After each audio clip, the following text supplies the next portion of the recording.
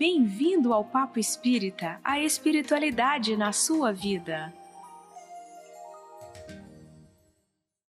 Boa noite a todos, bem-vindos ao Papo Espírita. Nosso tema de hoje será dependência química e espiritualidade. Para falar sobre isso, a gente trouxe aqui para o programa o psiquiatra Edson Luiz Cardoso, especialista em dependência química, presidente da AME Santo Ângelo, no Rio Grande do Sul, coordenador do Núcleo de Dependência Química do Departamento de Saúde Mental da AME Brasil, trabalhador voluntário do Grupo de Autoajuda a Dependentes Químicos e Codependentes Apoio Fraterno. Seja muito bem-vindo, doutor Edson. Muito obrigada por aceitar nosso convite. Eu que agradeço, Ana, Thelma, pelo convite de estar aqui neste programa, podendo trazer um pouco da experiência da gente como profissional da área da saúde, médico, psiquiatra e também como espírita. E com o desejo de levar alguns esclarecimentos e alguns caminhos para quem vive esse drama da dependência química. Esse tema, né, da dependência química é a primeira vez que a gente aborda, né, Thelma, aqui no programa. Isso. E, doutor Edson, a gente teve acesso a um artigo seu, acho que no Mednesp, né, no Congresso do Médico Espírita, que foi divulgado, muito interessante, tem uma entrevista lá, e a gente teve acesso a um dado que cerca de 36 milhões de pessoas no mundo, achei até pouco diante dessa epidemia de dependência química, né? Segundo dados do Relatório Mundial sobre Drogas de 2021, sofrem com transtornos da dependência química. Então, a gente queria começar lhe perguntando, o que é essa dependência química, na visão médico-espírita? Como que a espiritualidade, né, o espiritismo encara esse transtorno? Por que uma pessoa se torna dependente? Que gatilhos que ela tem nessa encarnação? Bom, dependência química não é algo tão simples de se conceituar, né? A gente pode ver de vários ângulos, como tu mesmo perguntaste, né? Uma visão médica ou uma visão médico-espírita. Então, são visões diferentes, os conceitos também se ampliam. Mas, segundo a Organização Mundial de Saúde, a dependência química é um conjunto de fatores que trazem alterações no ser humano, a nível comportamental, a nível cognitivo e a nível psicológico, devido ao uso de uma substância, onde essa substância vem ganhando força na vida do indivíduo e a pessoa vai ficando viciada nessa substância química. E aí ela vai entrar em todas essas alterações comportamentais e trazendo transtornos e conflitos, muitas vezes para a pessoa ou para a família e para a sociedade em geral. Esse seria o conceito da OMS. Já a visão da doutrina espírita em relação à dependência química, ela já é mais ampla, porque a visão espírita trata do ser espiritual como um todo. Esse ser espiritual não só na vida atual. A ciência médica, ela entende que o dependente químico ele vai ter vários fatores para se tornar um dependente químico. Um dos fatores principais é a falta de harmonia, a falta de estrutura dentro do lar. Muito se fala na ausência do pai, que a dependência química é uma doença da falta do pai. O pai que muitas vezes abandona, tem muitos dependentes químicos que nem conhecem os seus pais, e muitos que podem até ter o seu pai presente dentro do lar, mas ele é um pai ausente porque não dá um limite, porque não dá um carinho, porque não dá o afeto, ou às vezes é rígido excessivamente, com castigos, com punições, e acaba afastando esse filho.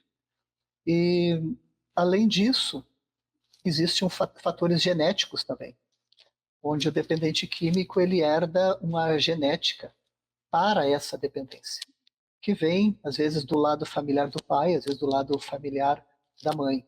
Então, existe um fator genético e existem fatores comportamentais, desestruturas dentro do lar, a ausência paterna, fator genético, mas também fatores sociais, fatores políticos, a falta de oportunidade, muitas vezes os exemplos onde aquela criança, aquele jovem está residindo, morando, com toda, às vezes, um tráfico à sua volta, a boca de fumo do lado, muitas vezes aquela criança não tendo modelos adequados de pessoas que vencem na vida, de pessoas que têm uma estrutura de crescimento profissional, com muitas carências, e elas ficam tendo como modelo o traficante ali próximo, porque ele tem dinheiro, ele consegue ter um carro, ele consegue ter algumas coisas. Então, a falta de oportunidades sociais, a falta de atitudes políticas. Então, são vários os fatores que vão ser gatilhos para um ser humano começar a adentrar o mundo das drogas. E também a falta da espiritualidade. E na visão espírita, ela se amplia um pouco mais, à medida que entende que, para uma pessoa herdar esse gene para a dependência química, ela em encarnações anteriores ela já teve contatos com a substância química, mas ainda não tinha uma genética para isso. Mas teve suas primeiras experimentações, experimentando álcool, às vezes era um corpo saudável, e aí são aquelas pessoas que conseguem ainda usar o álcool de uma forma organizada, conseguem às vezes usar a maconha, a cocaína sem se desorganizarem tanto. Por quê? Porque não tinham uma genética naquela encarnação. Mas, como nós espíritas sabemos, uma encarnação tem uma continuidade com a outra, nós somos herdeiros de nós mesmos.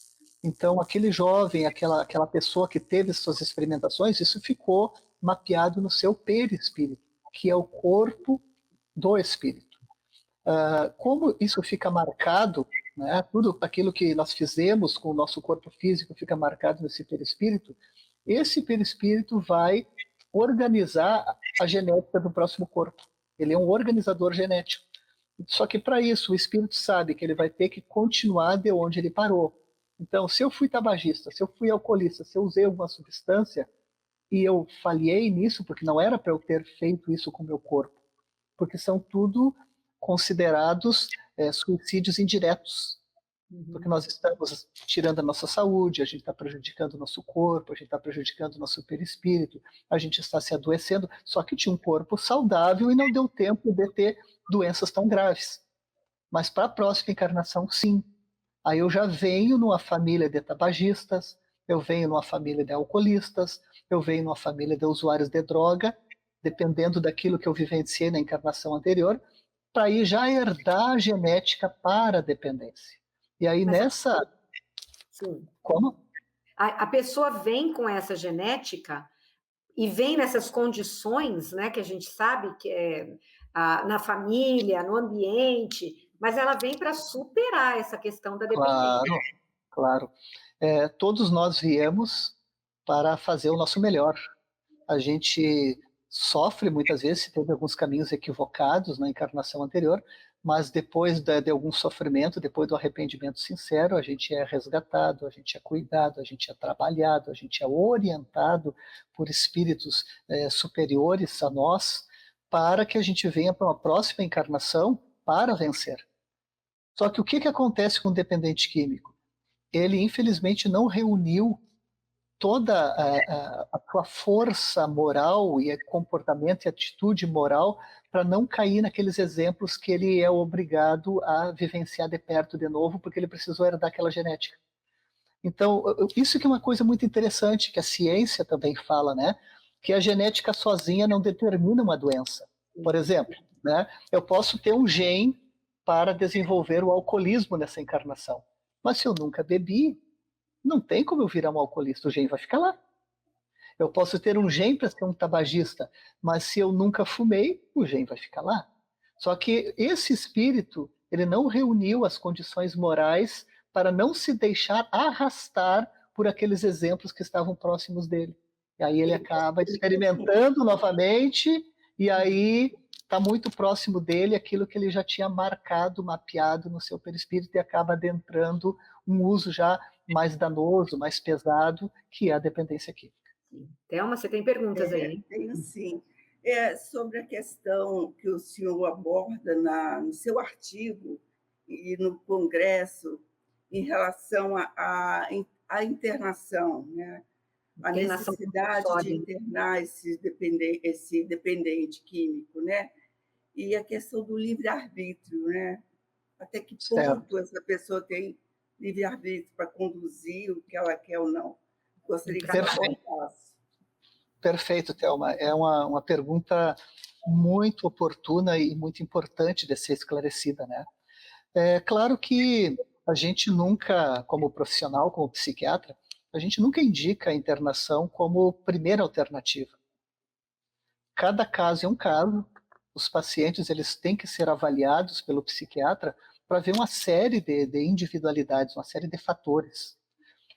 Existem dependentes que eles estão num processo inicial da sua dependência, não é uma coisa tão cronificada, então não tem por que tu indicar já de cara uma internação para pessoas assim, que estão fazendo um uso de álcool que está prejudicando, mas não é um uso tão crônico a ponto de que se ele começar a diminuir e parar, ter o risco de entrar num delirium tremens, que é algo grave, que tem que ser internado, porque senão a pessoa pode até morrer. Às vezes não é uma pessoa que está com uso de cocaína de uma forma que ele perdeu tudo.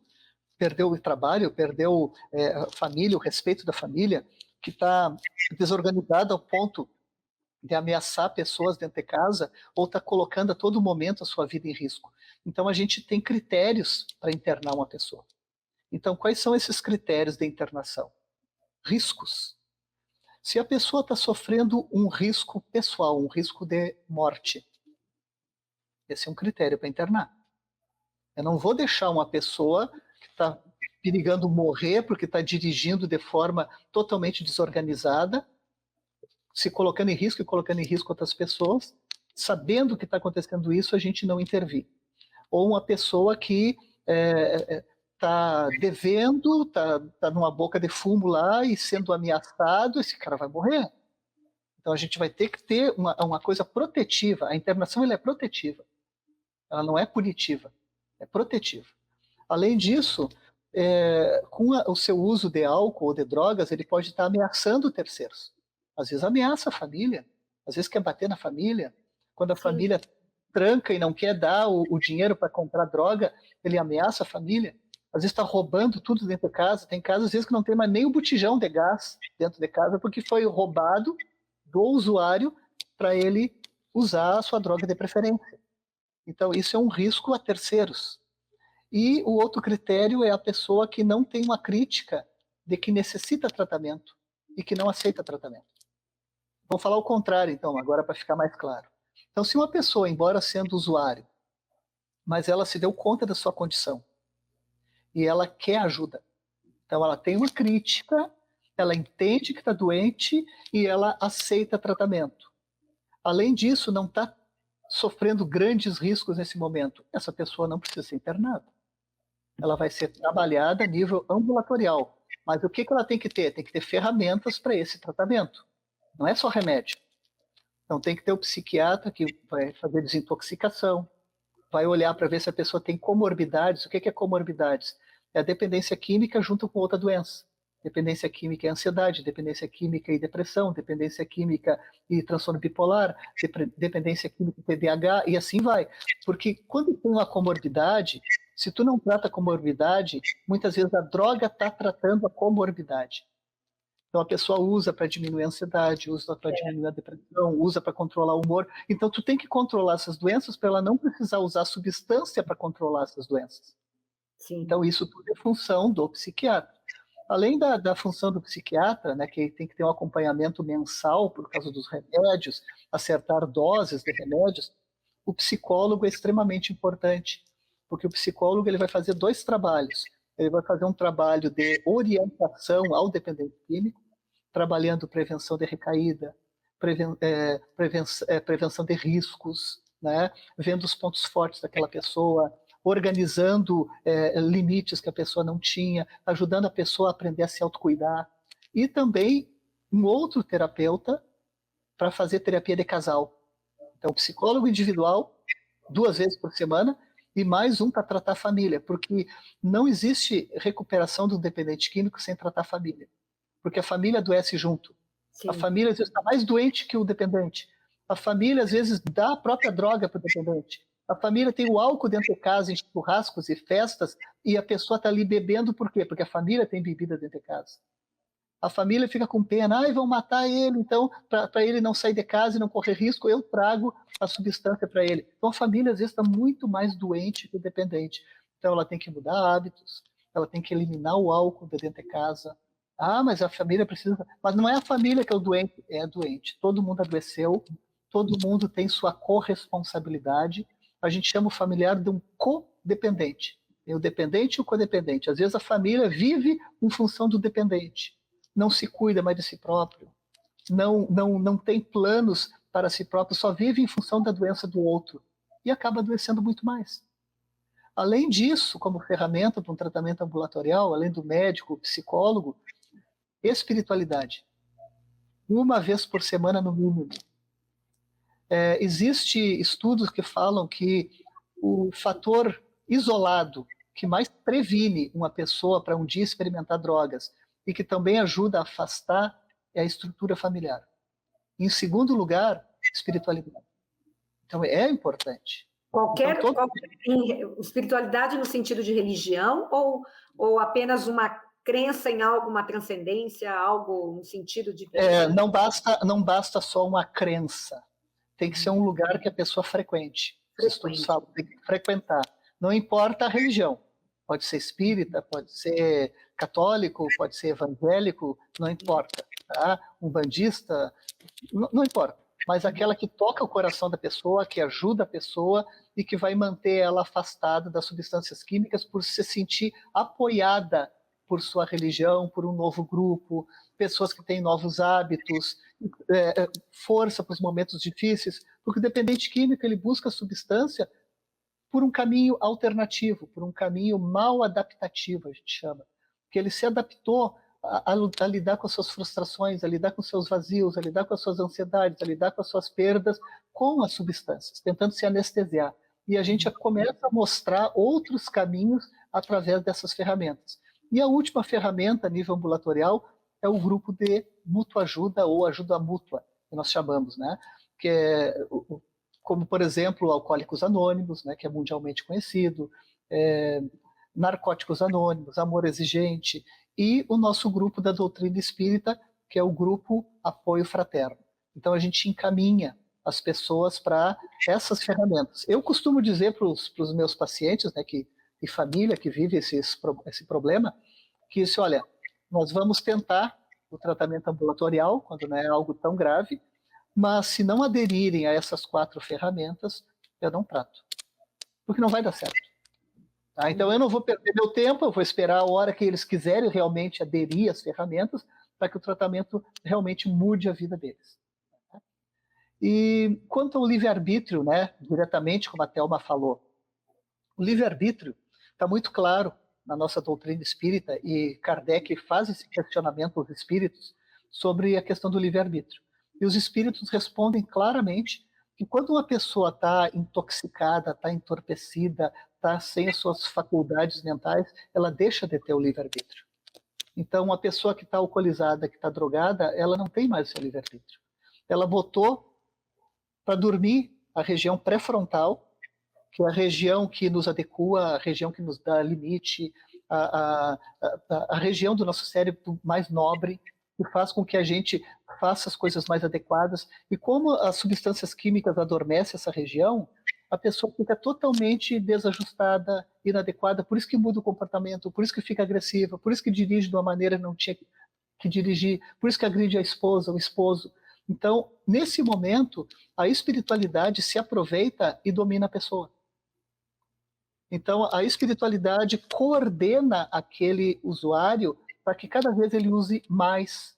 Porque existem espíritos que desencarnaram dependentes químicos. E aí chega na outra pergunta, né?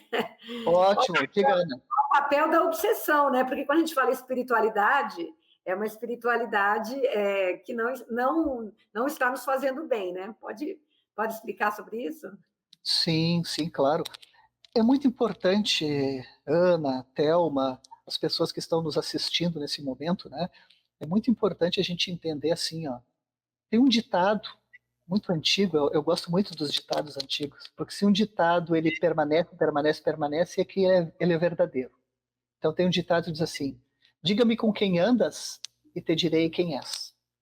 E eu criei um ditado para a questão das obsessões e até os espíritos amigos que também estão conosco. Eu digo assim, ó, diga-me o que pensas, o que fazes, que eu te direi quem te acompanha espiritualmente.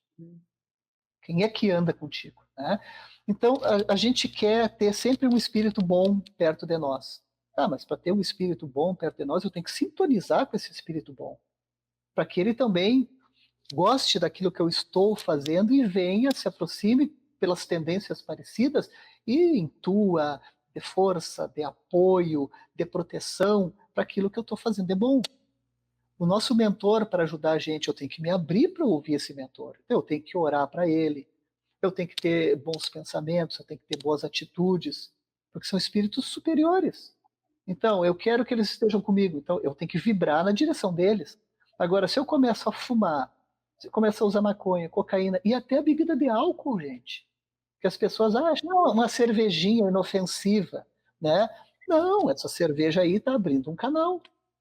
O vinhozinho está abrindo um canal. Ah, mas é social. Social, mas abre canal igual. Dá exemplo para as crianças, dá exemplo para os jovens. Eu estou dando um exemplo. Se eu fosse um bebedor, todo mundo vai dizer, o doutor Edson bebe, então deve ser legal, deve ser bom. Né? Ele é espírita, ele é isso, ele é aquilo. Mas não é. Eu estou abrindo um canal de influenciação. E vai se aproximar de mim quem?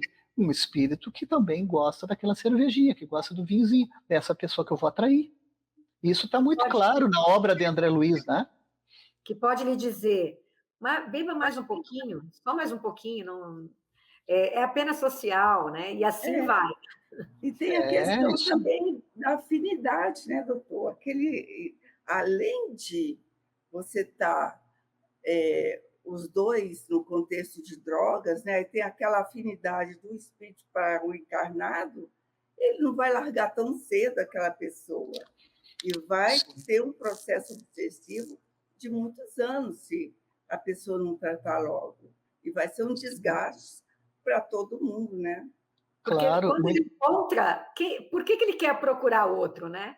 Ele vai investir naquele com quem ele já sintonizou, não é isso? Claro, e como é interessante a questão do álcool, né? Que essa espiritualidade não precisa nem fazer força para procurar, né?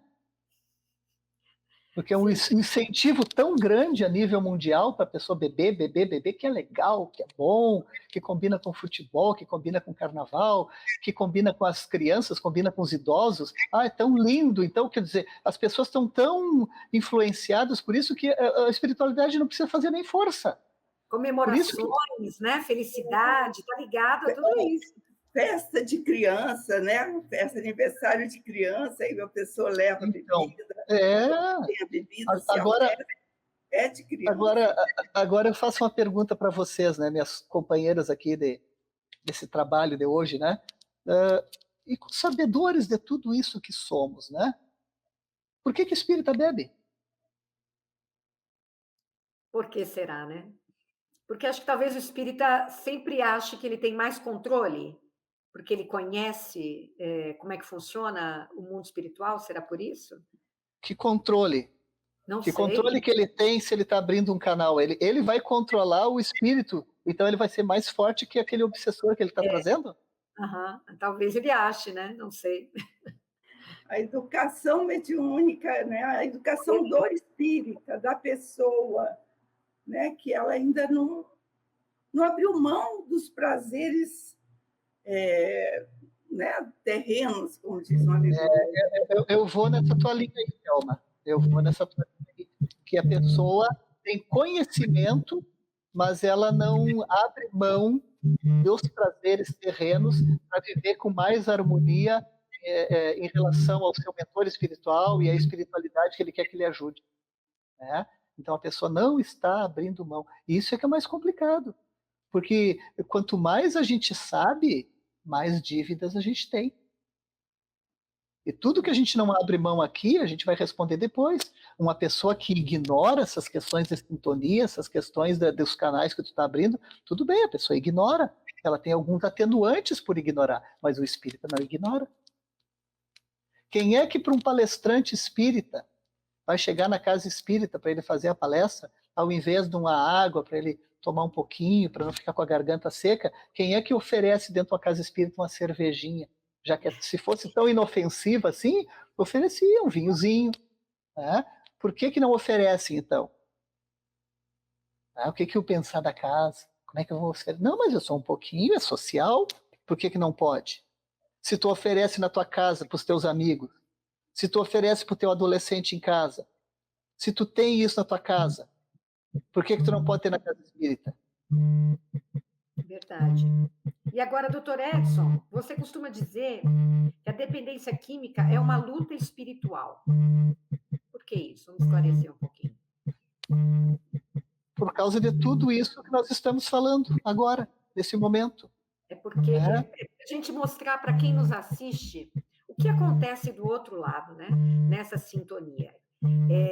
Você descreve como uma luta, né? Quer dizer, aquela pessoa que já carrega dentro do seu perispírito aquela tendência, já carrega a genética, ela tem toda uma questão emocional que ela carrega também de experiências de outras vidas, né? Experiências frustradas, dificuldades.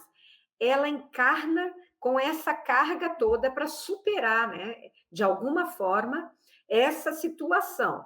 Ela encarna, às vezes, um ambiente violento, numa família que está desestruturada, num ambiente desestruturado, e ela tem que lidar com o passado dela também, um passado e um presente. Então, imagina a luta.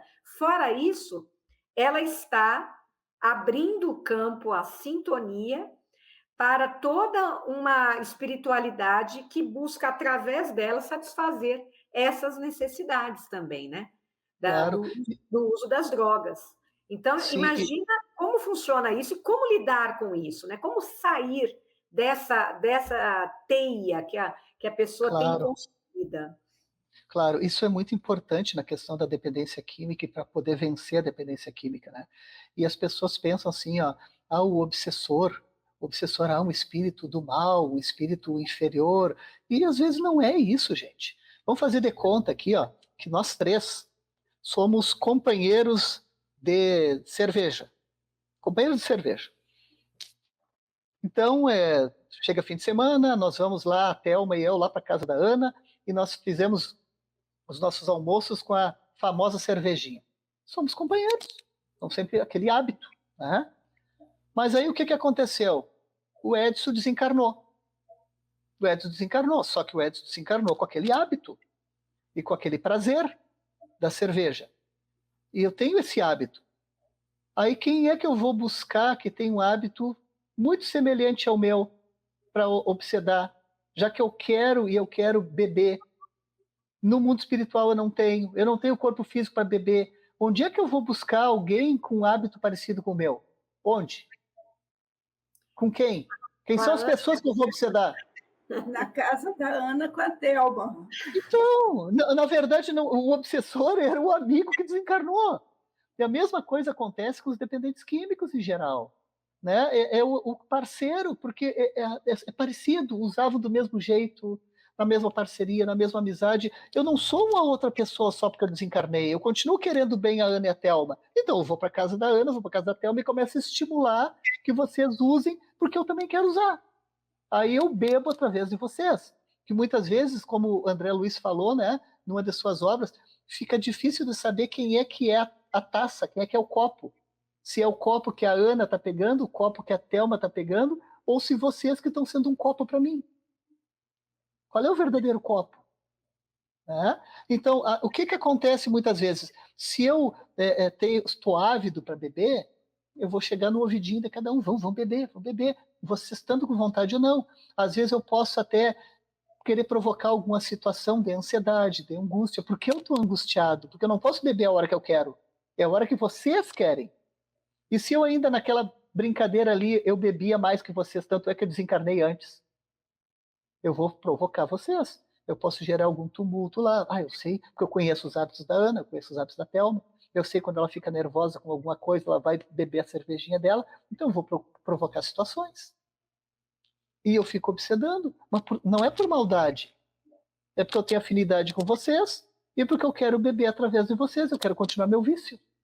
Doutor Edson, eu penso nessas cenas da Cracolândia, né, que a gente tem visto muito agora, uma questão aí de grave, né, que acontece em muitas cidades do país, e eu fico imaginando como é o entorno espiritual, né? Porque a gente vê como as pessoas ali estão muito perturbadas, totalmente ausentes muitas vezes. A gente vê que elas estão, às vezes, falando sozinhas, elas estão fora de si. Então, eu imagino que ali exista uma guerra de facções do outro lado também, influenciando aquelas pessoas, né? Sim, muito. E é muito interessante, né, que não é só com eles, gente. Logo que nós começamos o trabalho com o Grupo Apoio Fraterno, que fazem mais de 20 anos, que a gente está aí divulgando o Grupo Apoio Fraterno, fazendo capacitações para novos voluntários através da AMI Brasil, nós já temos vários grupos Apoio Fraterno espalhados pelo Brasil. Nós temos mais de 20 grupos Apoio Fraterno em vários estados, atendendo alguns de maneira presencial, outros de maneira online, procurando auxiliar. E só que no início do trabalho, cada vez que eu ia fazer uma palestra sobre dependência química, vinha situações muito difíceis que era nitidamente para que eu não conseguisse fazer aquela atividade. Uhum. Por exemplo, 2 exemplos rapidinho. Eu fui fazer uma palestra numa cidade vizinha e naquela tarde, noite, começou um vendaval, um temporal, e estava difícil até de dirigir até lá. Mas tudo bem, saímos bem cedo para não ter problema. Chegando na cidade, a gente viu que a cidade estava um breu, não tinha luz na cidade. Só que nós fomos se aproximando do centro e tinha uma parte que tinha luz. E aí, pelo endereço, era mais ou menos onde a gente estava chegando. Aí eu pensei assim, puxa vida, só o que falta é a metade que nós vamos palestrar, se é a metade que não tem luz. Chegamos lá, gente, a nossa metade não tinha luz. Do lado, que era uma igreja católica, tinha luz. Do lado tinha luz, no nosso não. Aí conversando com a pessoa que nos chamou lá, dizia assim, puxa vida, né? E um colega ainda disse, não, mas se nós tivermos mérito, essa luz vai voltar, porque a gente pediu para o padre nos ceder o espaço, porque estava vazio ali naquele momento, e o padre não cedeu o espaço, né? E nós ficamos minutinhos antes de começar o horário da palestra, e as pessoas chegando, entrando naquela escuridão, as pessoas entrando na casa espírita, que a gente não sabia se era encarnado ou desencarnado, que eram vultos entrando. E no fim, a luz voltou. E aí a pessoa disse, graças a Deus, temos mérito, a luz voltou. Bom, quando eu fui fazer a palestra, naquela época, já tinha o computador, né? O computador não abria. Eu não sei o que aconteceu que não abria aquele computador.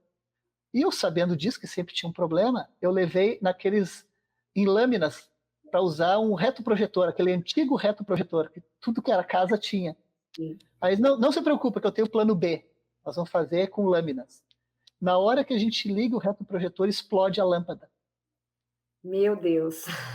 Aí eu peguei e disse assim, não se preocupe, nós vamos para o plano C. Sem lâmina, sem nada, e vamos falar. Por quê? Porque eu não vou deixar de levar a palavra para o auxílio aos dependentes químicos. E ainda disse, né? Pode tentar perturbar de tudo que for maneira, mas eu não vou parar de falar. E com o tempo sumiu, hoje não atrapalha mais, mas aconteceu muitas vezes. Então essa guerra espiritual não é só lá na Cracolândia, é com a gente. Então a gente tem que ser vigilante, né? A gente tem que manter a nossa boa sintonia, tem que perseverar, porque senão a gente também é levado para não conseguir fazer os trabalhos. Uhum. Imagina eles lá, né?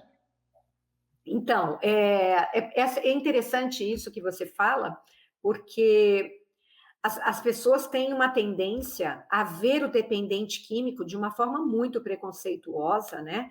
De uma forma muito cruel até.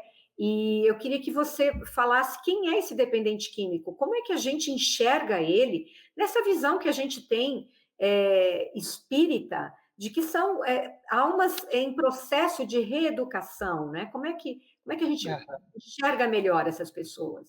Olha, o perfil do dependente químico, né? é o perfil de uma criança que começou a experimentar algum tipo de substância química, e geralmente começou pelo álcool, e que, na grande maioria das vezes, começa dentro do seu próprio lar.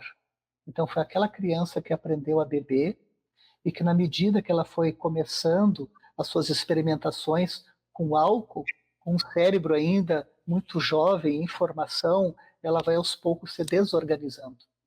É aquele jovem, aquela criança que muitas vezes era educada, que ia na escola, que obedecia os pais e que foi se perdendo e foi tendo alterações do seu comportamento por causa da substância química e por causa dessa influência espiritual.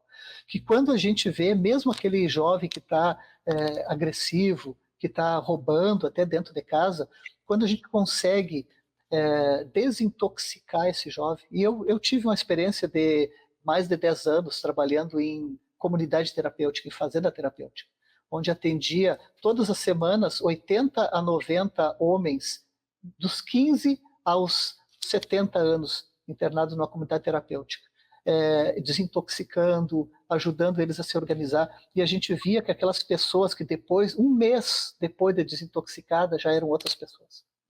Pessoas que respeitavam, pessoas educadas, pessoas com um sentimento de dor e de culpa muito grande, sofrendo porque sabiam o quanto já tinha se prejudicado, o quanto tinha prejudicado os pais, a família. Quando os familiares vinham numa visita, eles ficavam com vergonha, eles agradeciam, obrigado porque vocês fizeram alguma coisa por mim, obrigado porque me internaram, porque eu já não tinha mais controle. E muitos se recuperam sim, muitos não, né? Porque depende da mudança familiar, depende de uma série de estruturas, não depende só do indivíduo, mas essas pessoas se recuperam e voltam a ser pessoas produtivas, conseguem recuperar suas vidas, recuperar trabalhos, reconstruir. Na grande maioria das vezes são pessoas muito inteligentes, só que não eram inteligentes emocionalmente, espiritualmente, e por isso acabaram também se perdendo. Uhum. Mas são pessoas que, quando estão bem, é um ser humano assim que vale a pena investir. Só que, claro, quando está doente, é muito complicado. Por isso que tem que ter todo o investimento de estrutura e de tratamento. Sim. Thelma, você tem mais alguma pergunta? Porque já estamos caminhando aqui para o final. Já estamos no final, né, Ana? Então, deixa para a próxima oportunidade, viu, doutor? A gente convidá-lo para explorar. Fala mais um pouco sobre isso. Foi muito importante. Eu queria, assim, para a gente fechar aqui o programa, doutor Edson, esse é um tema fundamental, né? Eu tenho certeza que a nossa audiência aqui, que não é somente espírita, tem muita gente que busca informação, porque a doutrina espírita, ela explica muita coisa, e ela tem um olhar um pouco mais compassivo, né, também, com relação a esses dramas morais, né, de todos nós. E para quem nos assistiu, o que você diria? Como enfrentar uma dependência química, seja aquela pessoa que está emaranhada numa dependência química, seja os familiares que também não sabem o que fazer com aquele dependente. Como a gente deve iniciar esse trabalho? Que olhar que a gente deve ter? Como buscar forças para lidar com essa situação? Bom, em primeiro lugar, a família tem que entender que tem que tirar o preconceito da cabeça e tirar a questão da vergonha. O que vão pensar de mim? O que a sociedade vai pensar por eu ter esse problema comigo ou com um familiar meu? Então, em primeiro lugar, ninguém vai pagar suas contas, ninguém vai ajudar a você ou a sua família, então ninguém tem nada a ver com a tua vida.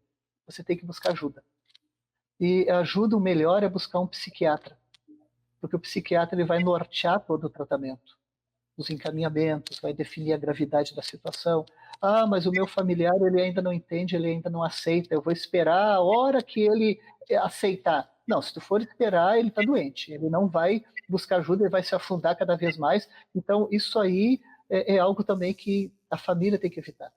Quem tem que tomar, em primeiro lugar, atitude é aquele que não está intoxicado. É aquele que não é o usuário. Se o familiar quer esperar até o usuário querer se ajudar, já perdeu tempo demais. Então, a família tem que tomar atitude em primeiro lugar. mesmo que num primeiro momento não saiba muito o que fazer. Então, vai o familiar até o psiquiatra sozinho, vai pai e mãe sozinho, enfim, vão lá e conversar para serem orientados. E aí o psiquiatra vai orientar. Tá, então, já estou entendendo como é que está acontecendo, vocês agora vão ter que trazer ele aqui. Aí vai orientar como que se faz isso. Se há algo de muito risco, de extrema gravidade, o psiquiatra já pode dar o pedido da internação, que pode ser uma internação através do juiz, né? Uma internação compulsória. Às vezes as pessoas perguntam, a questão do livre-arbítrio, que a gente já falou aqui, né? Ajuda uma internação contra a vontade da pessoa? Ajuda, porque é contra a vontade da pessoa, porque a pessoa está totalmente confusa. Ela está totalmente dominada, tanto pelo vício quanto pelos obsessores. E na medida que ela é internada, mesmo contra a vontade dela, começam a fechar esses canais de influenciação, porque parou o uso da substância, e aqueles próprios obsessores que estão ali, para onde que eles vão? O cara está lá 1 mês internado, não está usando, eles estão na seca, eles vão buscar outra pessoa para obsedar. E aí a pessoa começa a se organizar. Então não dá para esperar, tá, gente? Outra coisa, não ter o preconceito, o medo, né, de buscar um grupo de autoajuda. O grupo de autoajuda é fundamental. Os grupos apoio fraterno estão aí, tá? A Ana, a Thelma, tem o meu contato. Caso alguém que está nos ouvindo, eu queria entrar em contato para saber como é que eu faço para começar a frequentar um grupo apoio fraterno. A gente encaminha, tá? Deixamos também convite para voluntários espíritas, pessoas que estudam a doutrina espírita por pelo menos 2 anos, porque o apoio fraterno é um grupo espírita. Eu estudo há 2 anos na Casa Espírita e gostaria de conhecer esse trabalho para ajudar, me interessa. Então, façam a capacitação conosco, com os membros da AME Brasil, Departamento de Saúde Mental da AME Brasil, e nós vamos abrir uma capacitação já para esse 2º semestre do ano, tá? Já está marcada uma capacitação, depois eu posso passar para a Ana e para a Thelma. Tem algum site que a gente já pode colocar aqui também? Se tiver algum site, a gente sim, vai estar no site da AME Santo Ângelo, tá? No nosso Instagram. Ok, no Instagram nós vamos colocar lá. AME Santo Ângelo. Lá tem as informações. Eu acho que seria isso, Ana, Thelma, tá? Dizer para as pessoas que elas busquem ajuda. Certo. Não adianta ficar em casa achando que vai acontecer um milagre, tá? Busque a espiritualidade para prevenir, botar as crianças na evangelização desde pequenininhos, frequentar a sua religião, fazer o evangelho no lar, então começar a proteger a sua casa desde cedo com a espiritualidade. E aquele que infelizmente já está vivendo o problema, buscar ajuda profissional, ajuda dos grupos de autoajuda, a espiritualidade também, os psicólogos, enfim, vamos buscar ajuda. Os grupos de desobsessão, né, quem for espírita, também o tratamento físico-espiritual, e a comunhão espírita também tem um grupo de autoajuda para dependentes químicos, né, Thelma? Se chama Grupo Acolher, e tem reuniões, acho que quartas e quintas, né? Você que sabe mais. Quartas e quintas. Anuncia aí, por favor, para quem se interessa. Não, quartas e quintas, né? A partir das 19 horas. É como, acho que igual o do Dr. Edson, as pessoas chegam, aí tem o primeiro, né, a conversa, depois separa os familiares dos codependentes, esse processo de acompanhamento, e vai à casa sem precisar passar pelo atendimento fraterno. Chega lá e vai direto aos grupos. Certo. Então, quem estiver em Brasília, né, e quiser conhecer a comunhão espírita, fica o convite, e esse convite do Dr. Edson também, que é muito interessante, no Instagram da AME Santo Ângelo. Aqui tem o livro que nós lançamos lá na Mednesp, Dependência Química e Espiritualidade, que foi construído por o Departamento de Saúde Mental da AME Brasil, com vários profissionais, médicos e psicólogos espíritas, escrevendo sobre dependência química e espiritualidade. São mais de 20 capítulos sobre o tema, e a 4ª parte desse livro tem toda a dinâmica, todo o funcionamento, como é que trabalha, como é que auxilia o Grupo Apoio Fraterno. Então, pelo site da AME Brasil, o livro pode ser adquirido também para ajudar as pessoas a entenderem mais até para trabalharem melhor nessa área. Então, o livro está à disposição da pessoa que usa, os familiares, porque a gente tem que conhecer também a doença que tem para poder sair dela. Então, o livro está aí no site da AMI Brasil. E também acho que está à venda na Amazon, porque acho que eu já ouvi lá também. Doutor Edson, só temos a agradecer a sua presença aqui. É mais uma pessoa da AMI que a gente chama e que dá um show de informação para a gente, né? Vocês têm um conhecimento muito aprofundado, não só de doutrina espírita, como de suas especialidades, né, nesses transtornos emocionais. Muito obrigada pela sua presença. Vamos chamá-lo outras vezes. Thelma também, muito obrigada. E a todos vocês que nos assistiram, gostaram desse conteúdo, compartilhem, deem like, comentem também. Qualquer dúvida, o doutor Edson se colocou à disposição aqui também para a gente responder a vocês. Então, nós vamos ao ar todas as quintas, às 19 horas, na TV Comunhão. Inscreva-se no nosso canal. Muito obrigada a todos e até a próxima.